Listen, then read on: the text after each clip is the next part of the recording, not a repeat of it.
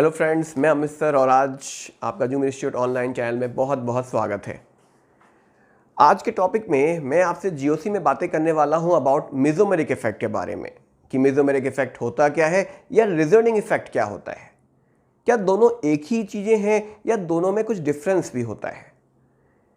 क्या डिफरेंस है, ये बातें हम इस टॉपिक में करेंगे। मैं आपको बताऊंगा हम कैसे पहचाने कि कोई group plus are effect show करता है या माइनस आर, या आप बोल सकते हो प्लस एम या माइनस एम इफेक्ट।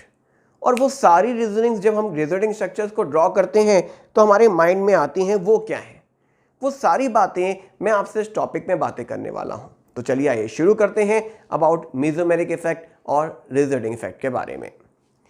देखिए बेटे, मेसोमेरिक इफेक्ट या रिजल्टिंग इफेक्ट होता क्या है?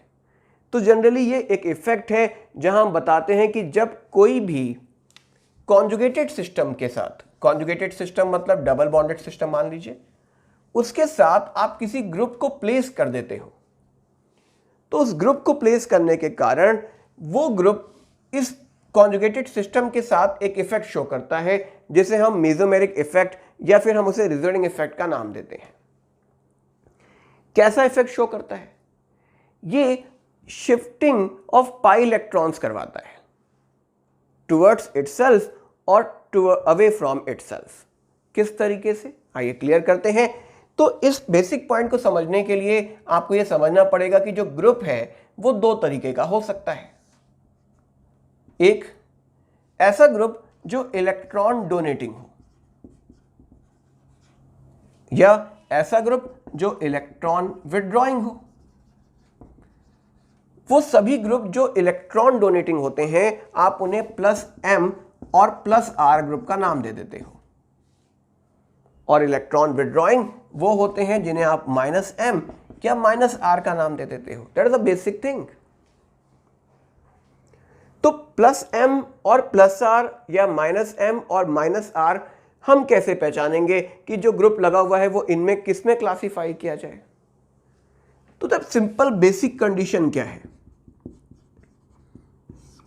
बेसिक कंडीशन जो मैं आपको बता रहा हूं इज जस्ट अ ट्रिक। ये ट्रिक हर जगह अप्लाई नहीं हो पाएगी, लेकिन 95% क्वेश्चंस आप कर सकते हो। फिर आपके माइंड में एक बात चल रही होगी, यार वो 5% का क्या करूं? तो मैं आपको मेथड भी बताऊंगा कि आप उस मेथड से कैसे सॉल्व करोगे किसी प्रॉब्लम को। मैं ट्रिक के बाद आपके सामने मेथड भी रखूंगा। हाँ, इस क्लास में मेथड नहीं आएगा, लेकिन जब हम ortho para directing activator deactivator बताएंगे आपको, तो वहां मैं आपको मेथड बताऊंगा कि कैसे देखा जाता है, वे क्या है देखने का।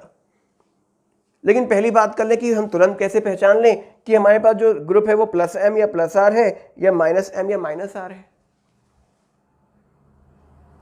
तो अगर कॉन्जुगेटेड सिस्टम से, डबल बॉन्डेड सिस्टम से, या पॉजिटिव चार्ज वाले सिस्टम से, या नेगेटिव सिस्टम भी हो सकता है, वो आगे की कंडीशंस होंगी। अभी आप समझ लीजिए डबल बॉन्डेड सिस्टम से, लाइक बेंजीन, लाइक एल्कीन, इनके साथ हमने किसी ग्रुप को प्लेस कर दिया और उस ग्रुप पर लोन पेयर आपको दिखता है। आपको क्या दिखता है उसके ऊपर? Lone pair. या उस पर आपको दिखता है नेगेटिव चार्ज। तो कोई भी ऐसा ग्रुप जिस पे आपको क्या दिख जाए? आपको लोन पेयर दिख जाए, आपको क्या दिख जाए? आपको नेगेटिव चार्ज दिख जाए, तो हम उसके लिए यूज करते हैं प्लस आर टर्म। अब मैं बातों को जरा एक्सप्लेन करने जा रहा हूं, समझिएगा। जो ग्रुप डायरेक्टली लिंक है कॉन्जुगेटेड यानी पाई बॉन्ड सिस्टम से, उस ग्रुप का डायरेक्टली लिंक एटम देखना होगा। क्या देखना होगा आपका? Directly link atom. तो अगर उस डायरेक्टली लिंक एटम के ऊपर क्या मौजूद है? लोन पेयर मौजूद है, या उसके ऊपर कौन सा चार्ज है? नेगेटिव चार्ज मौजूद है, तो वो प्लस आर इफेक्ट शो करेगा।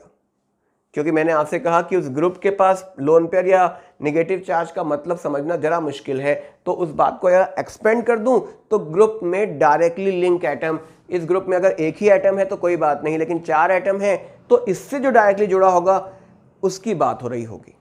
आइए एक एग्जांपल से समझ लें कि बातों को इजी कर सकें। हमने कहा मैंने बेंजीन बना दिया, आप जानते हो ना बेंजीन में कॉन्जुगेटेड सिस्टम है मेरा, और हमने इसके साथ जोड़ दिया OH को। मैंने पूछा बताइए यहाँ पे OH इस बेंजीन पर कौन सा इफेक्ट शो करेगा, +R या -R या +M और -M। तो आप क्या बताओगे? आप बताओगे यार आसान है, मैं पहचान सकता हूं। कैसे? जो ऑक्सीजन मेरे पास है उसके आउटर मोस्ट में 6 इलेक्ट्रॉन होते हैं, और वो अभी कितने बॉन्ड बना रहा है, एक इसके साथ एक इसके साथ, तो इसके पास 2 लोन पेयर हैं। अगर इसके पास 2 लोन पेयर हैं, इसका मतलब ये कौन सा इफेक्ट शो करेगा, ये मेसोमेरिक इफेक्ट शो करेगा। कौन सा? +M इफेक्ट शो करेगा। उधर दूसरी कंडीशन पे बात करते हैं। अगर जो सिस्टम आपको दिया हुआ है उस सिस्टम के ऊपर पार्शियल पॉजिटिव चार्ज आ गया, किसके ऊपर? पार्शियल पॉजिटिव चार्ज किस पर? डायरेक्टली लिंक एटम पर। तो यहां पे पहले से मेंशन कर लेते हैं कि पार्शियल पॉजिटिव चार्ज आ जाए या पॉजिटिव चार्ज आ जाए, किस पर? डायरेक्टली लिंक एटम पर। तो बात उठती है कि कब पार्शियल पॉजिटिव चार्ज आता है, कब पॉजिटिव चार्ज होता है। तो पॉजिटिव तो रियल चार्ज है, लेकिन पार्शियल पॉजिटिव चार्ज फॉर्म होता है जब उससे कोई हाई इलेक्ट्रोनेगेटिव एटम जुड़ा हो। तो पहचानना है कि जो डायरेक्टली लिंक एटम होगा ना, उस पर अगर पार्शियल पॉजिटिव चार्ज है, इसका मतलब वो क्या है, वो एटम लिंक होगा किसके साथ? लिंक होगा विद हाई इलेक्ट्रोनेगेटिव सिस्टम के साथ। कहने का मतलब जो पार्शियल पॉजिटिव एटम है वो लिंक होगा किसके साथ? पार्शियल हाई इलेक्ट्रोनेगेटिव एटम के साथ। आइए इसको भी समझ लेते हैं एग्जांपल पे। मैंने फिर से बेंजीन ही ले ली, कॉन्जुगेटेड सिस्टम है आपका, तो मैंने यहाँ पे बेंजीन का स्ट्रक्चर ड्रॉ किया और इस पर हमने COH ग्रुप जोड़ दिया या CHO जोड़ दिया। मैंने पूछा बताओ ये जो CHO ग्रुप है ये ग्रुप बेंजीन पे कौन सा इफेक्ट शो करेगा, +R, -R या +M या -M। तो आप कहोगे मैं देख सकता हूं, आसान सी बात है। वो क्या? यहां पे जो कार्बन है उसके पास आउटर मोस्ट में 4 इलेक्ट्रॉन होते हैं और वो पूरे 4 बॉन्ड बना चुका है, मतलब उसके पास कोई लोन पेयर या नेगेटिव चार्ज नहीं है। उसके बाद ये कार्बन जुड़ा हुआ है ऑक्सीजन से जो कि हाई इलेक्ट्रोनेगेटिव है, तो ऑक्सीजन पे पार्शियल नेगेटिव और कार्बन पे क्या? Partial positive. और अगर ये कार्बन पार्शियली पॉजिटिव चार्ज हो गया, इसका मतलब इट बिकम्स इलेक्ट्रॉन डेफिशिएंट। और अगर ये इलेक्ट्रॉन डेफिशिएंट है, इसका मतलब है कि ये इलेक्ट्रॉन डेफिशिएंट सिस्टम इस बेंजीन रिंग पर इलेक्ट्रॉन डोनेट नहीं कर सकता। और अगर डोनेट नहीं कर सकता तो क्या होगा? तो आप कहोगे कि this is a electron withdrawing condition, ये -R इफेक्ट शो करेगा। कुछ बच्चों के माइंड में बातें चल रही होती हैं कि यार ऐसा भी तो दिख रहा है मुझे, यही तो है। मान लो मैंने ये सिस्टम ले लिया, अगर मैंने ये सिस्टम ले लिया तो पाई इलेक्ट्रॉन्स इधर शिफ्ट हुआ, ये इधर शिफ्ट हुआ होगा रेजोनेंस में, कॉन्जुगेशन। क्या ये पॉसिबिलिटी नहीं थी कि ये वाला पाई इलेक्ट्रॉन इधर आ जाता और ये इधर चला जाता? अगर ये अपने वाले पाई इलेक्ट्रॉन्स को दे देता तब भी तो इसका इफेक्ट +R बोल सकता था मैं, इसके पास पाई बॉन्ड तो था डोनेट करने के लिए। लेकिन मैंने कहा नहीं, ये तो हमारा -M या -R शो करेगा। तो इस बात को आइए क्लियर करके देखते हैं कि किस कंडीशन के साथ बातें होंगी। पहली कंडीशन, ये पाई इलेक्ट्रॉन इधर शिफ्ट हुआ, कौन सा इफेक्ट लगाया इस ग्रुप ने? इस ग्रुप ने लगाया -R इफेक्ट। अगर इस ग्रुप ने -R इफेक्ट लगाया तो उसका इफेक्ट बनेगा कैसा? आप कहोगे आइए देखते हैं। CH2 पे क्या आएगा? Positive charge, CH, double bond C, O पर माइनस और H। अंडरस्टैंड? कौन सा इफेक्ट दिखाया मैंने आपके सामने? मैंने आपके सामने -R इफेक्ट दिखाया। अब इसी एग्जांपल को फिर से लेते हैं एक बार। हमने कहा पाई इलेक्ट्रॉन इधर शिफ्ट कर देते हैं। इधर करने में क्या प्रॉब्लम है? रेजोनेंस तो दिख रहा है ना, डबल सिंगल डबल। तो अगर मैं इसका स्ट्रक्चर ड्रॉ करूं तो भी तो रेजोनेटिंग स्ट्रक्चर बन सकता है।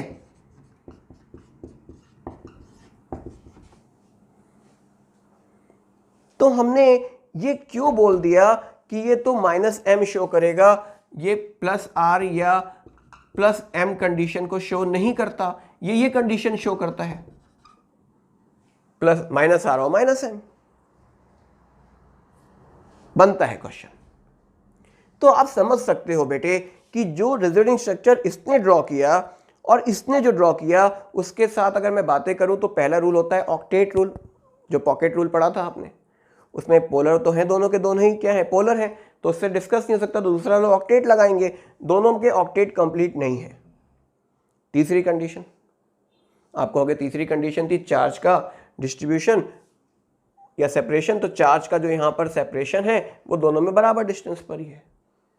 उसके बाद आपने देखा था हाई इलेक्ट्रोनिगेटिविटी वाली कंडीशन कि हाई इलेक्ट्रोनिगेटिव पे नेगेटिव और लो पे पॉजिटिव ज़्यादा स्टेबल होता है। हाई पे positive, oxygen is a very high electronegative, और उस पर पॉजिटिव चार्ज आना मतलब क्या है, ये this is the unstable system, मतलब ये पॉसिबिलिटी बनेगी ही नहीं। इसका मतलब आपके माइंड में अगर चल रहा था ना कि उल्टा क्यों नहीं हुआ, तो उल्टा हो जाता तो कंपाउंड अनस्टेबल हो जाता और nature never move towards unstable behaviour, unstable system की तरफ नहीं जाता नेचर। इसी पर एक प्रॉब्लम भी डिस्कस किया था मैंने लास्ट क्लास में। अब वो क्वेश्चन आपको याद आना चाहिए कि क्वेश्चन क्या था। वो क्वेश्चन कुछ ऐसा था कि CH2 के ऊपर पॉजिटिव चार्ज था और ये ग्रुप लगाया गया था और हमने पूछा था बताओ स्टेबिलिटी क्या होगी, तो आपको लिखता था कि पॉजिटिव सिंगल और डबल तो रेजोनेंस में है, लेकिन ये जो CO ग्रुप है ना ये इलेक्ट्रॉन डोनेटिंग ग्रुप नहीं है, ये कैसा है, विड्रॉइंग ग्रुप है, ये इलेक्ट्रॉन खींचने का काम करता है, डोनेट करने का काम इसके पास नहीं है। और पॉजिटिव चार्ज तभी स्टेबल होगा जब ये ग्रुप कैसा होता, डोनेटिंग होता, लेकिन ये ग्रुप कैसा है, विड्रॉइंग। इसका मतलब this is what, very unstable system. और अगर आप इससे कंपेयर कर रहे होते इस सिस्टम को तो this is the more stable carbocation. Clear है बातें? तो ये बात समझनी जरूरी है कि इलेक्ट्रॉन डोनेटिंग और इलेक्ट्रॉन विड्रॉइंग सिस्टम को पहचानते समय रिवर्स कंडीशन बनती है या नहीं बनती, और इसी बेसिक फॉर्म से हम मेसोमेरिक इफेक्ट और रेजोनेंस इफेक्ट को डिफरेंशिएट भी कर पाते हैं। ये कैसे डिफरेंशिएट करते हैं उसे हम क्लियर करते हैं। चलिए एक बार कि मेसोमेरिक कंडीशन क्या होगी और रेजोनेंस इफेक्ट कैसे डिफरेंशिएट करेंगे। तो अगर इसके एग्जाम्पल को मैं आपके सामने रखूं कि कैसे आप अलग करोगे दोनों को, तो समझो बातों को। ये स्ट्रक्चर है और अभी मैंने बनाया था जो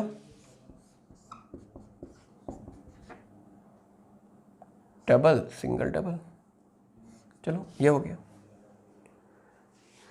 यहां पे रेजोनेंस इफेक्ट है या नहीं, आपने कहा है डबल सिंगल डबल, यहां भी रेजोनेंस इफेक्ट है। यहां पे पाई बॉन्ड किधर जाएगा, इस डायरेक्शन में या ये पाई बॉन्ड इस डायरेक्शन में? तो आप कहोगे यार ये कौन सी बात हुई, पाई इलेक्ट्रॉन इधर भी जाएगा और इधर भी आ सकता है। मतलब ये वाला जो पिक्चर है ये बाई डायरेक्शनल स्ट्रक्चर बना सकता है ना, दोनों डायरेक्शन में स्ट्रक्चर बनाएगा ना। क्या ये बाई डायरेक्शनल बनाएगा? क्या ये पाई इलेक्ट्रॉन इधर आएगा? नहीं, इसका पाई इलेक्ट्रॉन ही इधर जाने वाला है ना। तो इसका मतलब मेसोमेरिक इफेक्ट जो होता है that is a resonating structures, लेकिन वो यूनिडायरेक्शनल होते हैं।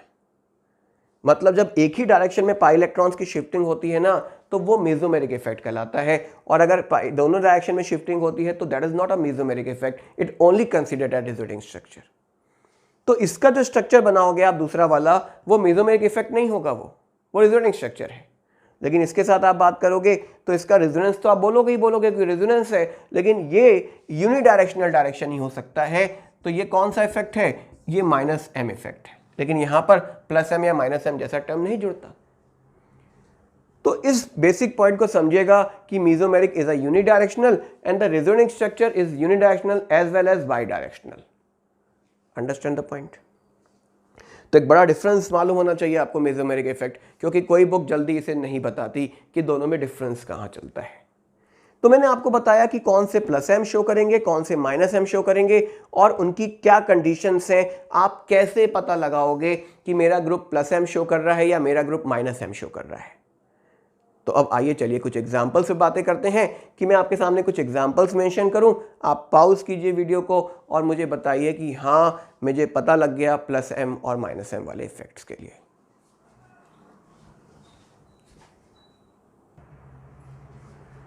कुछ एग्जाम्पल्स मैंने आपके सामने बोर्ड पे मेंशन किए गए हैं आपके सामने। अब आपका प्रॉब्लम है कि आप इनके साथ अपना आंसर मेंशन करोगे प्लस एम या माइनस एम, और मुझे बताइए, उसके बाद मैं आपके आंसर बताता जाता हूं। आप चेक कीजिएगा कि आपका आंसर कितना सही और कितना गलत है। तो चलिए हम बातें शुरू करते हैं सबसे पहले NH2 ग्रुप के साथ। NH2 ग्रुप क्या शो करेगा, तो आप बताओगे नाइट्रोजन के पास 5 इलेक्ट्रॉन होते हैं, 3 बॉन्ड बना रहा है, लोन पेयर है, मतलब प्लस एम या प्लस आर इफेक्ट शो कर सकता है। अंडरस्टैंड। इस ग्रुप के साथ बात करें तो क्या होगा, तो आप कहोगे कि मेरे पास जो डायरेक्टली लिंक एटम है वो नाइट्रोजन है, और नाइट्रोजन अगर डायरेक्टली लिंक एटम है तो एक बॉन्ड, 2 बॉन्ड, और एक बॉन्ड किसके साथ बना रहा है, हाइड्रोजन के साथ बना रहा है। 3 बॉन्ड है, एक लोन पेयर है। लोन पेयर है इसका मतलब ये भी प्लस एम या प्लस आर इफेक्ट शो कर रहा होगा। एक बड़ा कंफ्यूजन सा बन जाता है बच्चों को कि सर इसका लोन पेयर यहां भी तो रेजोनेंस में है, लोन पेयर सिंगल डबल, तो वो आगे बेंजीन के पास कैसे शिफ्ट हो जाएगा। तो देखो बेटे, वो आगे बेंजीन के पास कैसे शिफ्ट होगा, क्योंकि यहां भी लोन पेयर है, यहां भी लोन पेयर है। ये भी तो अगर बेंजीन लगी होती तो बेंजीन को डोनेट कर सकता था। मान लो यहां मैं इसके साथ बेंजीन जोड़ देता और मैं इसके साथ भी बेंजीन जोड़ देता, तो आपके पास माइंड में क्वेश्चन बनना चाहिए कि इसका लोन पेयर तो इसके साथ भी तो रेजोनेंस में है। हाँ, ये बात ठीक है, ये ज्यादा मेसोमेरिक इफेक्ट शो करेगा, ये कम शो करेगा। मतलब इसका मेसोमेरिक इफेक्ट क्या होगा, ज्यादा, इसका कम। और अगर मैं पूछता बताओ कि बेसिक ऑर्डर क्या होगा इन दोनों में, तो बेसिक ऑर्डर आप जानते हो इलेक्ट्रॉन की डेंसिटी से डिसाइड होता है। इसका लोन पेयर सिर्फ यहां रेजोनेंस में है, लेकिन इसका लोन पेयर दोनों तरफ रेजोनेंस में है। मतलब इसका लोन पेयर ज्यादा रेजोनेंस में पार्टिसिपेट हो रहा है, और अगर ज्यादा पार्टिसिपेट हो रहा है तो उसके पास रहने के चांसेस बहुत कम है। इसका मतलब बेसिक नेचर के अकॉर्डिंग अगर मैं बात करूं तो ये क्या होगा, इसका मेसोमेरिक इफेक्ट ज्यादा तो है ही, और ये मोर बेसिक भी है। क्या है इसका, मोर प्लस एम, और ये सिस्टम ज्यादा बेसिक भी बताया जाएगा। चलिए तीसरे ग्रुप के साथ बात करते हैं कि Cl का क्या होगा। आप कहोगे कि Cl के पास तो 3 लोन पेयर हैं, 7 इलेक्ट्रॉन होते हैं आउटर मोस्ट में, तो ये क्या शो करेगा, तो ये भी प्लस एम शो करेगा। अब मैं प्लस आर नहीं लिख रहा हूं, प्लस एम प्लस आर एक ही बात हो जाएगी यहां पर। तो यहां पर ऑक्सीजन के साथ क्या होगा, आप कहोगे कि ऑक्सीजन यहां पर मेरे पास जो है उसमें ऑक्सीजन ने 2 बॉन्ड बनाए हुए हैं, और टोटल मिला के 6 में से 2 लोन पेयर है, तो ये भी प्लस एम होगा। यहां भी देखो लोन पेयर रेजोनेंस में है, तो अगर मैं कंपेयर करूं किसके साथ, OH के साथ, तो OH में ऑक्सीजन का लोन पेयर सिर्फ इधर जाएगा, इसका लोन पेयर दोनों डायरेक्शन में जा रहा होगा, तो यानी OH क्या होगा, ज्यादा एक्टिवेटर होगा इस सिस्टम से। COH के साथ बात करें तो COH के साथ आप क्या बात करोगे, कार्बन के पास कितने इलेक्ट्रॉन है, 4, चारों बॉन्ड बना रहा है, 1 2 3 4, और इस कार्बन पे कौन सा चार्ज आ रहा है, पार्शियल पॉजिटिव चार्ज आ रहा है। अगर इस कार्बन पे पार्शियल पॉजिटिव चार्ज आ रहा है, इसका मतलब ये इलेक्ट्रॉन डोनेट नहीं, विड्रॉ करने की कंडीशन शो करेगा। कौन सा इफेक्ट शो करेगा, माइनस एम इफेक्ट शो करेगा। Cn क्या होगा, तो Cn को अगर आप एक्सपेंड करते हो तो ये है Cn का स्ट्रक्चर। कार्बन के चारों बॉन्ड पूरे हो चुके हैं, नाइट्रोजन ज्यादा इलेक्ट्रोनेगेटिव है, तो कार्बन पे कौन सा चार्ज है, पार्शियल पॉजिटिव चार्ज, और पार्शियल पॉजिटिव चार्ज है, इसका मतलब आप कहोगे ये कौन सा इफेक्ट शो करेगा, माइनस एम इफेक्ट शो करेगा। Nc, ये सबसे ज्यादा गलत होने वाला क्वेश्चन है। Nc के साथ क्या होगा, तो नाइट्रोजन के 3 बॉन्ड बनने थे, बन गए, लेकिन कार्बन का भी ऑक्टेट कंप्लीट नहीं हो पाया है, तो नाइट्रोजन अपने लोन पेयर कार्बन को डोनेट करता है, जिसके कारण नाइट्रोजन पे पॉजिटिव चार्ज और कार्बन पे नेगेटिव चार्ज आ जाता है। ये Nc का स्ट्रक्चर है, और इस स्ट्रक्चर में नाइट्रोजन के पास क्या है, पॉजिटिव चार्ज है, तो नॉर्मल बात है माइनस एम इफेक्ट। यहां पे अगर मैं पूछूं कि बताओ यहां पे क्या होगा, प्लस एम या माइनस एम, तो आप कहोगे इसके पास तो लोन पेयर है, और अगर लोन पेयर है तो कौन सा इफेक्ट शो करेगा, प्लस एम इफेक्ट शो करेगा।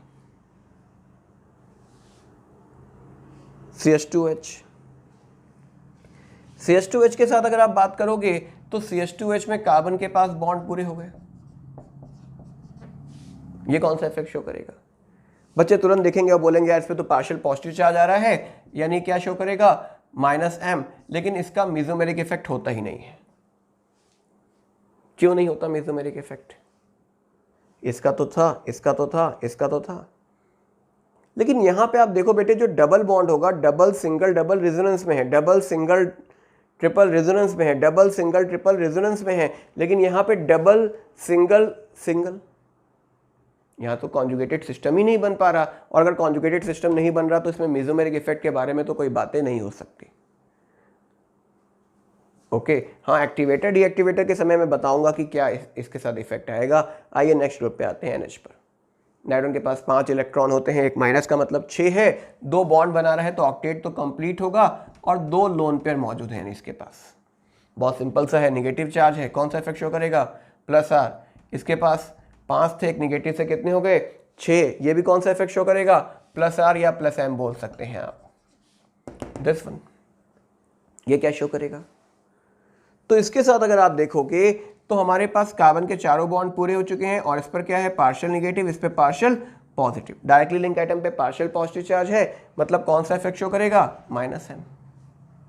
नेक्स्ट वन, अरे आप कहोगे पॉजिटिव चार्ज है मतलब -M शो करेगा, लेकिन बात तो वही है ना कि नाइट्रोजन का ऑक्टेट पहले से कंप्लीट है, वो किसी से इलेक्ट्रॉन एक्सेप्ट नहीं कर सकता, वो 10 इलेक्ट्रॉन नहीं कर सकता अपने पास।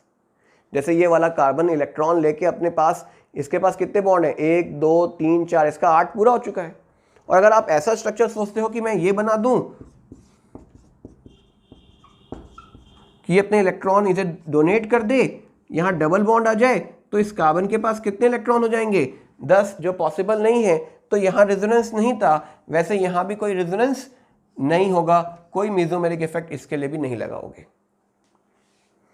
CH2 डबल बॉन्ड CH, क्या यहां हो जाएगा रेजोनेंस? आप कहोगे हाँ, पाई बॉन्ड इधर शिफ्ट होगा तो ये पाई बॉन्ड इधर शिफ्ट हो सकता है। कौन सा इफेक्ट शो करेगा? डोनेटिंग या विड्रॉइंग? तो ये एक बड़ा कंफ्यूजन बच्चों के सामने बनता है कि इसका कौन सा इफेक्ट हमें बनाना चाहिए।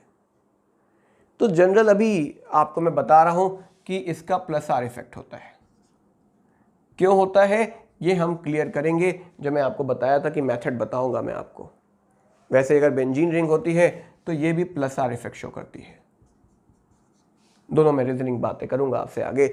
नाइट्रो ग्रुप के साथ अगर आप बात करोगे तो नाइट्रो ग्रुप कैसा है, तो आप कहो कि नाइट्रो ग्रुप तो ये है,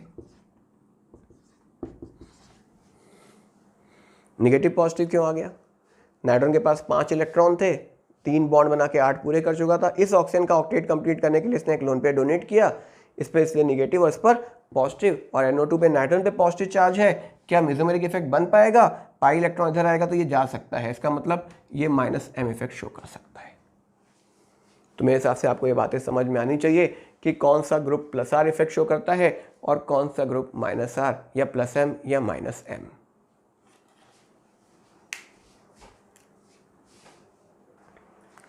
एक बहुत इंटरेस्टिंग फीचर हैलोजेंस के रिस्पेक्ट में आता है। लगभग हर जगह यही बोल दिया जाता है कि एक्सेप्शनल कंडीशन है या फिर इंडक्टिव डोमिनेंट होता है, रेजोनेंस पे कई बातें होती हैं। जनरल आपको इस बात को समझना है कि हैलोजेंस के लिए हमें क्या बेसिक बातें अब समझनी है। देखो बेटे, एक पॉइंट आउट होता है कि पाई बॉन्ड कब बनता है। पाई बॉन्ड बनाने के लिए जरूरी क्या होता है कि जैसे मैं आपसे बात करूं कि मुझे स्ट्रक्चर बनाना है CH2 और CH2 का, समझिएगा मैं क्या बताना चाहता हूं। इस स्ट्रक्चर में ये जो कार्बन है इसका हाइब्रिडाइजेशन sp2 है और इसका भी हाइब्रिडाइजेशन sp2 है। जिनकी बॉन्डिंग वीक है उनके लिए जरा सा मुश्किल होगा इसे समझना, लेकिन बेसिक बात समझाना चाहता हूं बस मैं आपको।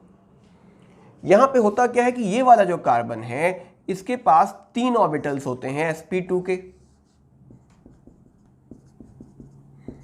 वैसे इस कार्बन के पास भी 3 ऑर्बिटल्स होते हैं sp2 के, और ये आपस में एक दूसरे के साथ ओवरलैप करते हैं और सिग्मा बॉन्ड बनाते हैं। यहाँ पे ये हाइड्रोजन के साथ जुड़ा हुआ है। हाइड्रोजन को स्पेरिकल क्यों बना रहा हूँ? क्योंकि हाइड्रोजन का s ऑर्बिटल होता है जो कि स्पेरिकल शेप का होता है, और ये इसने बॉन्ड बना लिए। लेकिन ये सारे के सारे सिग्मा बॉन्ड है। पाई बॉन्ड बनाने के लिए सबसे रिक्वायरमेंट वाली बात होती है कि पाई बॉन्ड जब बनता है तो वो साइड ओवरलैपिंग से बनता है। साइड ओवरलैपिंग p ऑर्बिटल्स में होती है, d ऑर्बिटल्स में होती है। तो बॉन्ड कई तरीके के बनते हैं। पाई बॉन्ड, एक बॉन्ड जो नॉर्मल बॉन्ड होता है उसमें एक एटम का p ऑर्बिटल दूसरे एटम का p ऑर्बिटल आपस में जुड़ जाता है, ये p ऑर्बिटल है और ये p ऑर्बिटल है, ये आपस में जुड़ के बॉन्ड बना लेता है। ऐसे पाई बॉन्ड को हम नाम देते हैं p पाई टाइप बॉन्ड। वैसे दूसरा एक बॉन्ड आपको मिलता है कि p ऑर्बिटल हो गया और d ऑर्बिटल हो गया, ये p ऑर्बिटल और ये d ऑर्बिटल, इसे कहते हैं p पाई टाइप बॉन्ड। जब केमिकल बॉन्डिंग होगी ना तो इन्हें खोजना बताऊंगा मैं कैसे काउंट करते हैं और बताऊंगा कि क्या स्ट्रेंथ होती है इनकी। वैसे ही एक और कंडीशन पे बात करते हैं कि ये d ऑर्बिटल है, ये d ऑर्बिटल है, कौन सा बॉन्ड होगा? हाँ, आप बोल सकते हो d पाई। तो जब बात उठती है कि बेंजीन के साथ आपने किसको जोड़ दिया? क्लोरीन को जोड़ दिया, तो आप कहते हो कि क्लोरीन कौन सा इफेक्ट शो करेगा? आप कहोगे प्लस एम, क्योंकि लोन पेयर है, और लोन पेयर है तो ये अपने लोन पेयर डोनेट कर सकता है, डोनेटिंग ग्रुप है। डोनेशन से क्या हुआ? डोनेशन से कार्बन के बीच में और क्लोरीन के बीच में डबल बॉन्ड कैरेक्टर आ गया। डबल बॉन्ड आने का मतलब इनके बीच में पाई बॉन्ड बना। कार्बन के पास तो p ऑर्बिटल ही है और क्लोरीन भी अपने p ऑर्बिटल का ही यूज करता है, मतलब जो बॉन्ड बना that is called p pi type bond. तो मेसोमेरिक इफेक्ट को शो करने के लिए अगर कोई प्लस एम इफेक्ट शो करता है या माइनस एम शो करता है तो वो p पाई टाइप बॉन्ड बनाता है कार्बन के साथ। और p पाई बॉन्ड अगर बनाना होता है, कौन सा बॉन्ड? p पाई बॉन्ड बनाना होता है तो उसके लिए कंडीशन होती है, और वो कंडीशन होती है both atoms should be small. क्योंकि जैसे जैसे एटम का डिस्टेंस बढ़ता जाएगा, p ऑर्बिटल के बीच का डिस्टेंस बढ़ता जाएगा, वो ओवरलैप नहीं कर पाएंगे अच्छे से। अच्छी ओवरलैपिंग के लिए क्या जरूरी है? अच्छी ओवरलैपिंग के लिए जरूरी है कि वो दोनों एक दूसरे के बहुत पास आके ओवरलैप करें। नॉर्मल बात आप सोच के देखो, ये एटम है और इसकी ओवरलैपिंग कुछ ये हो गई, एक ओवरलैपिंग कुछ ऐसी हो रही थी, तो नॉर्मल बात है जितनी अच्छी ओवरलैपिंग उतना स्ट्रॉन्ग बॉन्ड। और उसके लिए दोनों एटम कैसे होने चाहिए? स्मॉल होने चाहिए। कार्बन और फ्लोरीन दोनों ही सेकेंड पीरियड के हैं, मतलब दोनों का साइज लगभग बराबर है। ये थर्ड पीरियड का, ये फोर्थ पीरियड का, ये फिफ्थ पीरियड का।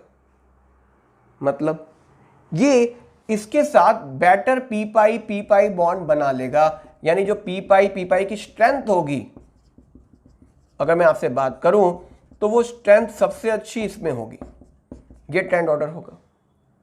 यानी फ्लोरीन अपने लोन पेयर को डोनेट कर सकता है बाया p पाई बॉन्डिंग बना के, लेकिन क्लोरीन, ब्रोमीन और आयोडीन के साथ ऐसा इफेक्ट जल्दी नहीं देखने को मिल पाता।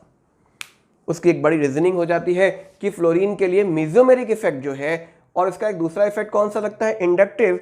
मेसोमेरिक क्योंकि है इसके पास, और mesomeric is always dominant over inductive. याद रखिएगा, हमेशा मेसोमेरिक इफेक्ट बड़ा होता है किससे? इंडक्टिव इफेक्ट से। लेकिन हैलोजेंस के केस में, यानी किसके केस में? Cl, Br और I के केस में -I बड़ा होता है प्लस m से। क्यों? क्योंकि मेसोमेरिकली इफेक्ट ये पाई इलेक्ट्रॉन डोनेट ही नहीं कर पा रहे, पाई बॉन्ड बना ही नहीं पा रहे, इसलिए इनका इंडक्टिव बड़ा माना गया है। ऐसा नहीं कि इंडक्टिव बड़ा है, ऑर्डर देखा था बहुत पीछे थे FCl, Br, I। ऐसा इफेक्ट नहीं था कि बहुत ज्यादा इंडक्टिव शो करते हैं, मेसोमेरिक बहुत कम है इनका। तो जब हम आपसे बातें करेंगे ना हैलोजेंस के साथ, जब किसी एसिड ऑर्डर पे बातें करेंगे, बेसिक ऑर्डर पे बातें करेंगे, स्टेबिलिटी पे बातें करेंगे, तो फ्लोरो के लिए प्लस एम बड़ा मानेंगे -I से, लेकिन बाकी के केसेस में -I बड़ा मानते हैं किससे? प्लस एम के केस से। तो ये जो क्लास में आपसे बातें कर रहा था that is about mesomeric effect और रिजर्विंग इफेक्ट के बारे में। अगर आपको बातें समझ आ गई हो, क्योंकि यही बेसिक है हमारा केमिस्ट्री चैप्टर का, तो प्लीज़ अपने दोस्तों के साथ उसे शेयर भी कीजिएगा। अगर आपको वीडियो पसंद आए तो लाइक कीजिए, कुछ कमेंट कीजिए। अगर आपको कोई प्रॉब्लम है तो व्हाट्सएप नंबर आपका जूम का है, आप उस पर हमें लिंक करेंगे, हमें जो प्रॉब्लम है हम उस पर आंसर कर सकते हैं। नेक्स्ट क्लास में आपसे बातें करूंगा how to draw resulting structures. मैंने आपको बताया हुआ है कि रिजल्टिंग स्ट्रक्चर्स देखने की ट्रिक क्या है, लेकिन अब वो ट्रिक में जो टॉपिक यूज़ हुए थे हम उनके स्ट्रक्चर्स ड्रॉ करना बताएंगे। एजुलिन का स्ट्रक्चर बताऊंगा, पायरॉल बताऊंगा मैं आपको, इसके अलावा हम लोग क्लोरोबेंजीन, नाइट्रोबेंजीन, बेंजोइक एसिड, इन सबके एजोनिक स्ट्रक्चर्स पे भी बातें करने वाले हैं। तो अगर आपको एजोनिक स्ट्रक्चर्स बनाने नहीं आते तो उस लेक्चर को मत मिस कीजिएगा। और उसके लिए ज़रूरी है कि अगर आपने चैनल को सब्सक्राइब नहीं किया है तो करिए, और अगर किया हुआ है तो बेल आइकॉन को भी जरूर क्लिक रखिएगा कि अगली वीडियो आप तक जल्दी पहुंचा सके। बातें नेक्स्ट टाइम पे करेंगे। Thank you.